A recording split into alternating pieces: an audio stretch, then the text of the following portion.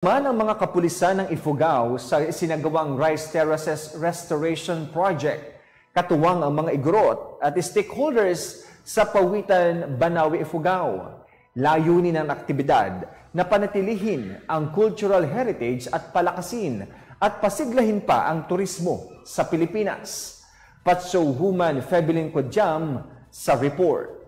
Nakiisa ang mga kapulisan ng Ifugao sa Rice Terraces Restoration Project sa Barangay Pawitan, Banawe, Ifugao. Nito lamang ika-22 araw ng Pebrero taong kasalukuyan.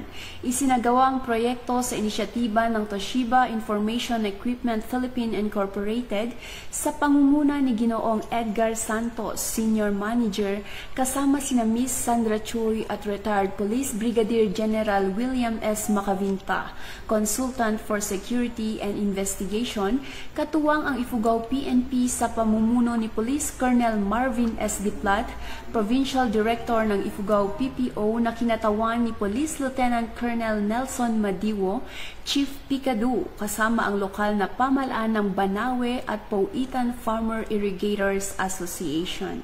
Ang makasaysayang araw ay napuno ng makabuluhang aktibidad kabilang ang paglilinis ng mga palayan, pagtatanim ng palay at pagtatanim ng humigit kumulang 70 fruit-bearing tree seedlings sa kahabaan ng pathway malapit sa Rice Terraces. Magiliw ding na mahagi ang Toshiba Philippines ng mga kagamitan sa pagsasaka sa lokal na pamahalaan ng Pawitan na layong mapalakas ang kanilang pagsisikap tungo sa kaunlaran ng agrikultura.